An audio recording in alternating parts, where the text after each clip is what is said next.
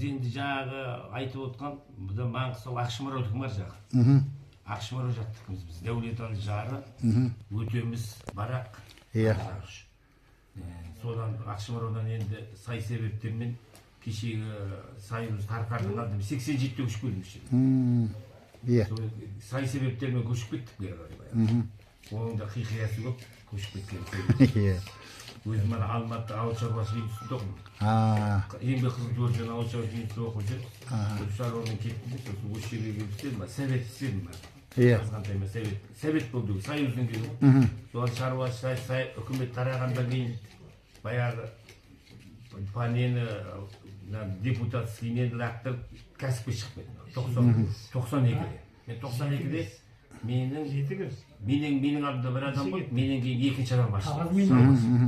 Содан бар, адай шаруашылығы, жылқы немен өсірдім. Сонымен әлде сонымен айналысамыз енді. Сол кәсіпкерлік баян салды. Мына қымыз өндірумен бұған да 10 жылдай болып қалды. Айналысқанға 10 жылдай болды. Біздің енді кезінде білмейміз ғой қымыз дегенді. Қолдан бастап. Бірінші себебі болды, мен өзім ұйқы өзім ауырдым. Ұйқы өзім ауырып, содан қоғып қарасам саумал ішу керек дегенде. Содан бастап кеттім бұл. Содан саумал іштім, содан жақсы болдым. Содан кейін осы қымыз өндірумен айналыстым. Бұның несін жаңа қазір мына баклажкілерін Алматыдан алдырамыз. Ана мына несінің бәрін Алматыдан алдырамыз. Пойызбен алдырамыз. Тикеткісін ба? Тикеткісіне шейін советтен алдырамыз. Штрих-коды бар бұның. Сосын бұның жаңа аппараттарын түгел аппаратын алдық. Мына жаңа кішкентай пептарымен бері жібереді ғой. Әйтсе мына баклажка машинкасы ең ал 7000 штукта жіберіп тұрады жаңағы. Гардонда пептар дейтін бар. Соны үріп өзіміз шығарамыз. Иә, стресс. Өзіміз істейміз мына қолда. Сонымен қымызды өзіміз бастап істеп Маңғыстауға таратып жатырмыз. Маңғыстау, Атырау жан-жаққа жібереді. Бәрекелді. Түгелдей. Кетеді. Қымыздың жаңағы айтқан ғой, қымыз емдік бұл. Екі түрлі жағы бар ғой, емдік бірінші. Өзім көргеннен кейін емдік қасиеті күшті. Сосын қымыз шығарамыз. Иә. Қымыздың бұның да секреті көп зат бар. Қымызды жаңағы мына күннің көзінде көп адам күннің көзін ашытады, жылы жерге ашытады. Күннің көзіне жауату болмайды. Күннің көзіне жаңағы бірінші әзірде бұл ашымайды ғой. Жаңағы уыз қымыз болады да, биелерде уыз болады, сол уақытта тез ашы келмейді бұл. Сол мезгілде адамдар алады да күннің көзіне тастайды. Күннің көзіне тастасаң бұның дәм өзгереді. Бая пайғамбардың әңгімесінде бар ғой. Күннің көзіне су жылытып дәрет алады. Иә, болмайды. Бар ғой білесің. Суға түсу керек. Бұны соны жаңағы бүткіл дүние зерттеп, бұның действительно ішінде адамның зиянды микроб пайда болатын дәлелдеген. Күннің көзінен еткенде. Сол сияқты қымызда күннің көзін істеу болмайды. Бұны қараңғы жерде, жылы жерде солай ашыту керек. Біздер ашытқаны баяғы қазақтар қазір айтып жатыр ғой, мына дәрі бар ғой, саумал дәрі деген бар ғой. Соны ойлап тауып жатыр, Германия тапқан дейді ғой. Ол дәм болсын, оның ар жағында біздің қазақтар бағза заманнан оны ойлап тапқан. Олар қалай істеген десең, мына қымызды келетті терінің үстіне төгіп тастайды екен. Қараңғы жерге төгіп тастайды. Сосын кейін әр берден кейін анау суы ішіп, ана қымыз терінің бетінде қалып қояды ғой. Соны түгел қырып алады екен де, мартаға байлап шандық түріне тастай береді. Келесі жылы енді ашыту керек қой. Ашытқаны қайындасың.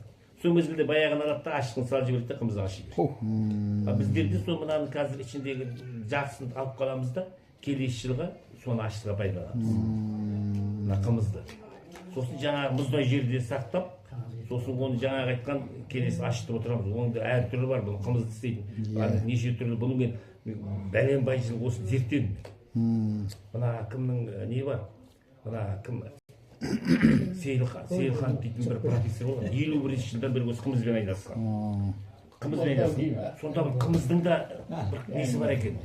Баяғы қазақтарда інгеннің сүтімен шай қыш дейтін әңгіме бар ғой. Бұлар нармаяның сүтінде емес, інгеннің сүті қою құнарлы болады екен.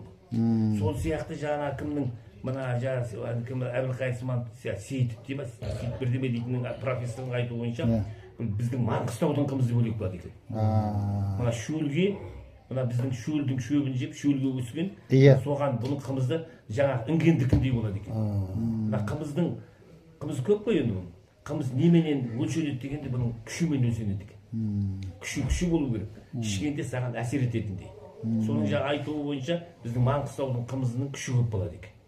Енді бұның қызығы бар қымыздың. Мен баяғы біз білмейміз ғой енді. Иә. Майдың ішінде көк шөп жеп, сол уақытта біз қымыз тәтті болады деп ойлайды едік қой. Ол олай емес екен. Ол уақыттағы шөптің сулы болады. Ол сулы болады екен. Күші слабый болады екен. Иә. Енді келіп августтың ішінде сапырсақ күбеге сыймай таси береді да. Мынау не болып кеткен мынаған. Бір Атырауда бір құдам бар еді, соған ашуына еніп тұр ғой. Ашуына еніп тұр ғой. Құдама бере берсе құдам звондайды. Құдам мынау дейтін тек бақылашық аштырмайды, ашып жатыр дейді. Не болды екен дейтін балалар, мына проводниктер құйып алып орда Сарыағашқа жібердім екен деп.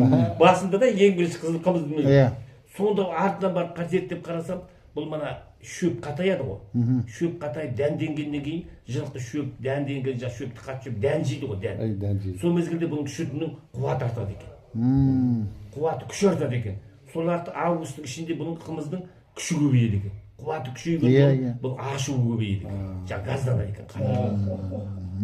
Сонда барып білдім бұның қымыздың, дедім бұл қымызды сонда осы уақыт ішу керек екен ау деп.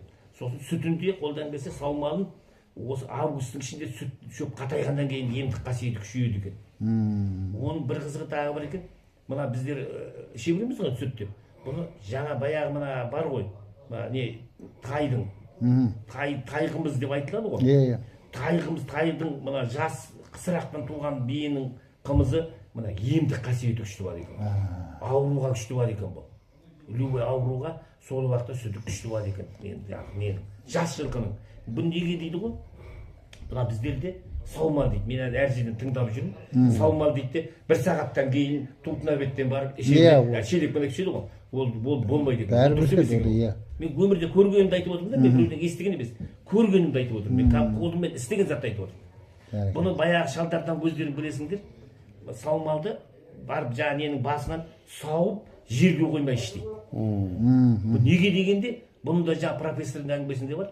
Мынаны ішкеннен кейін сауады ғой. Сауған бойда бұнда жаңағы гемоглобин сияқты бір ағза ол 1 минут бекен сондай өмір сүреді екен мына жарықта. Сосын ауада өліп қалады екен. Күшін жоймайды. Бірақ енді ішіндегі басқа нелер бар, ең адамға керекті маңызы. Сол жаңағыны саумал тек бүйтіп ішіп жібергенде ол ішке тірілей түсу керек екен. Тірілей жаңа микроб өлмей тірі түсу керек екен. Сол мезгілде ол тірі түскенде ол қанмен араласып ішіндегі барлығын жойып қырып өз орнын алып адамға күш қуат береді екен. Ауруда сол жоқ қылады. Жаңа зат екен жаңағы.